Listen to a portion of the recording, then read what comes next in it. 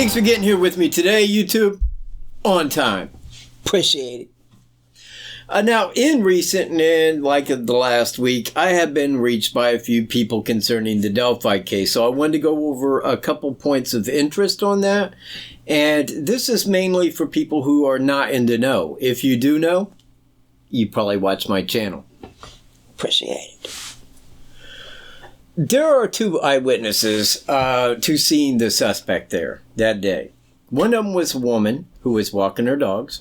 She didn't want to be named or called on that by anyone because she don't want the suspect to know who she is.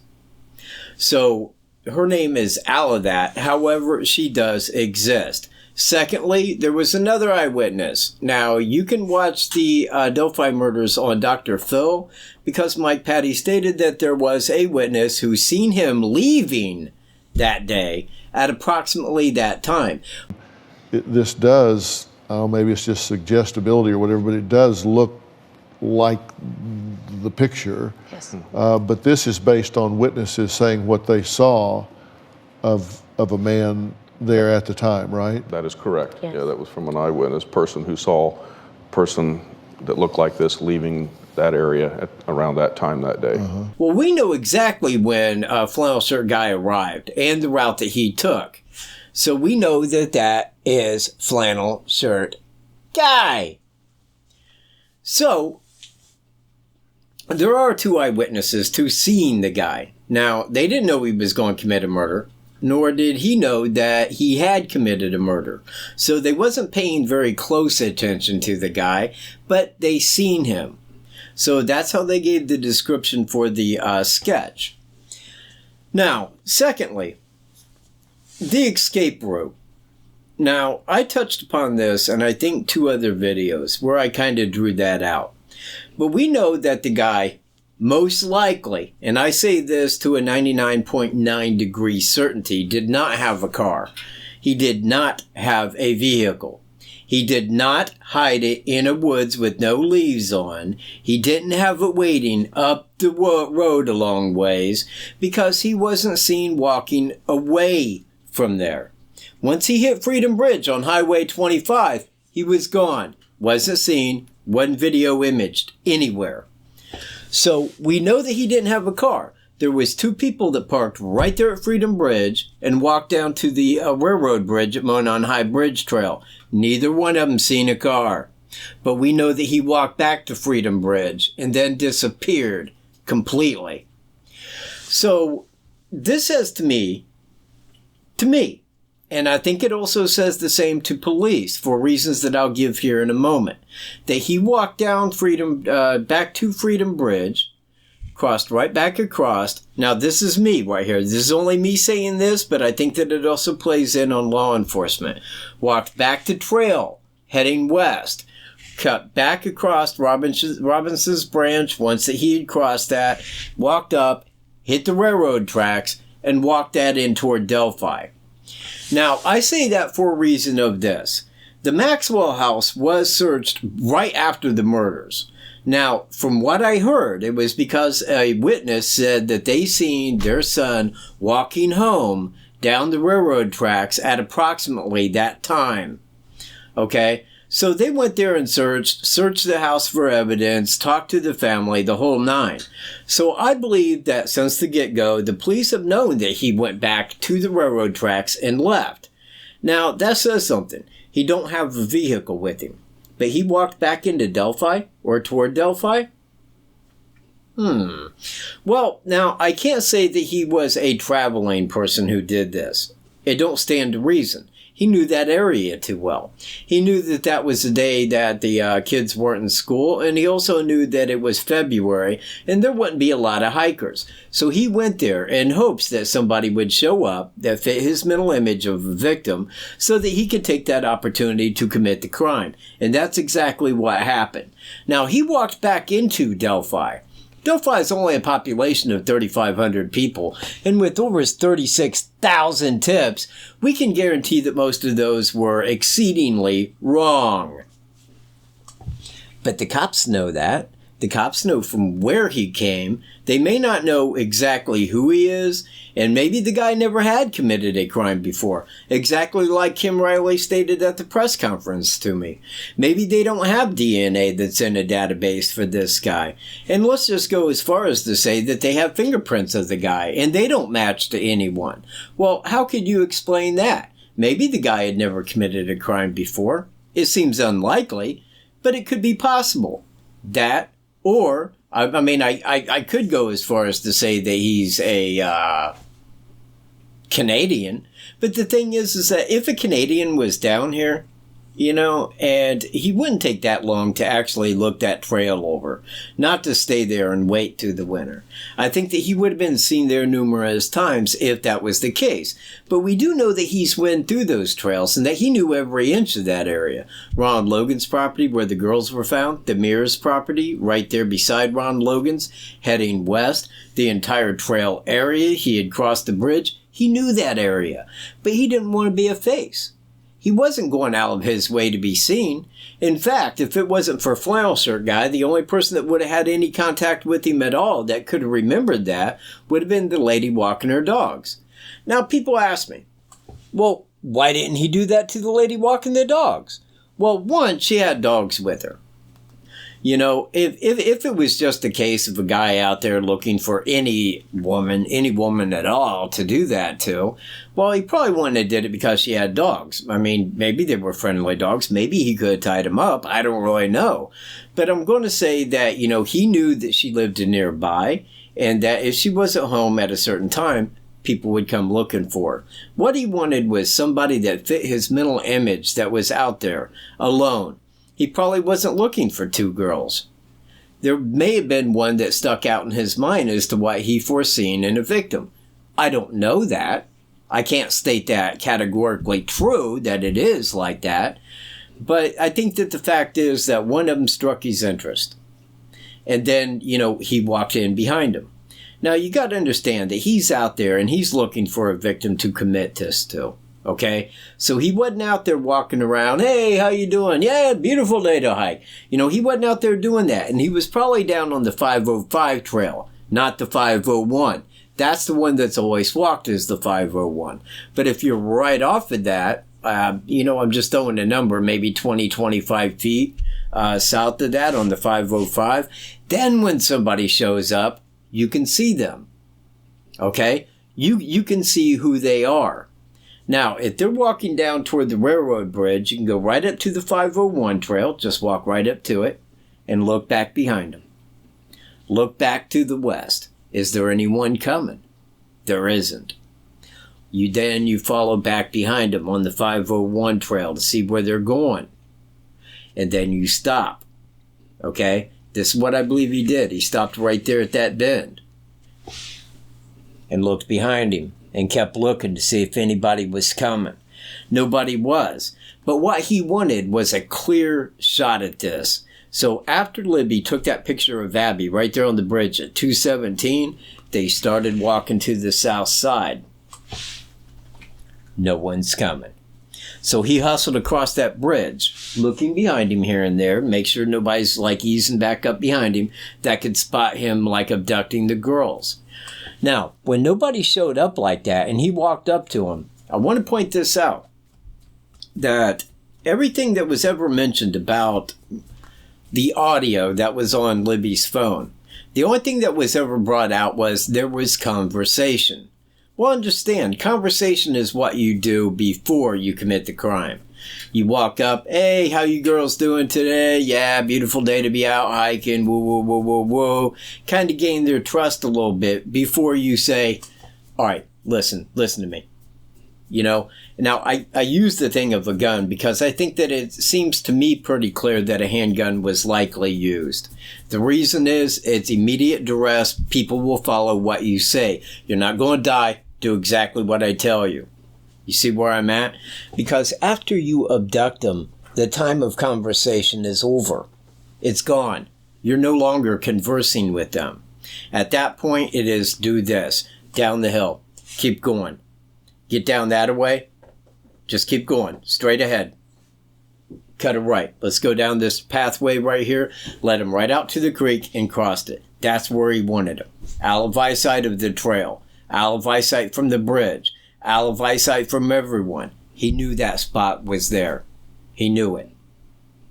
The crime was committed. Now, we don't know what that crime was. We don't know. I mean, we know that murder was involved in it, but we don't know the extent of his motive. We don't know what was happened right there. But he got him over there, and they were murdered, and he left. Now, again, on Ronald Logan's property, right there where the girls were left at, there's a horse trail that comes in this way and then loops straight back up, and then right up here is the cemetery. Now, from where he was, all he had to do was walk north, hit that trail, take it right up, cut a left, right back over to the 501 trail. Now, the reason for it being the 501 trail is because the 505 don't go all the way back to Freedom Bridge. He wanted to hit the 501 trail and follow it back to Freedom Bridge, okay? So he gets back up there. Now, he's walking up to the 501, but now he's being surreptitious, okay? He don't want to be noisy. He don't want to draw attention to himself because he knows that a crime was just committed. So he is being stealthy and walking along. Now, it is my thought that right there, that's when he seen Cheyenne walking down toward the railroad bridge. And he held his position, probably behind a tree, waited for her to pass, then walked out, hit the 501 trail, and started walking back toward Freedom Bridge. Now, the flannel shirt guy had arrived, and I forget the exact time. I can look it up, and I should have before this video. But he arrived after Cheyenne and was walking down to the railroad bridge himself. Now, once he hit the 501 trail, he was probably in hope that there would be nobody walking in his direction, that nobody would see him there. But that's when flannel shirt guy was coming toward him. So we know that flannel shirt guy seen him at 247. So flannel shirt guy, and now I take this off of Dr. Phil when Mike Patty said that another eyewitness had seen him leaving at approximately that time. This does, maybe it's just suggestibility or whatever, but it does look like the picture. Yes. But this is based on witnesses saying what they saw of a man there at the time, right? That is correct. Yes. Yeah, that was from an eyewitness person who saw a person that looked like this leaving that area around that time that day. That time was 247. And at 247 and that's before he hit the bridge. That's before he got to Freedom Bridge. This is when flannel shirt guy seen him walking toward the bridge. But he didn't have a car at the bridge, and he disappeared. Nobody seen him. No one. No one seen him after flannel shirt guy. That was it. Now, we know that he didn't hitchhike. He would have been seen. He didn't walk down a county road. He would have been seen. He didn't walk into Delphi. He would have been seen. He would have been photographed. He would have been, So my only thoughts is that once he got to Freedom Bridge, he walked that trail right back across Robinson's Branch, back over this way, out to the railroad tracks, and straight back into Delphi.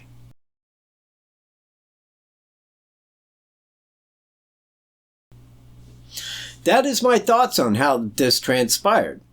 Now again, we know that there was multiple eyewitnesses because it's always claimed eyewitnesses, and in the guy messed up and said, well, she had said, so we know that one of them is a she, and I know who that person is.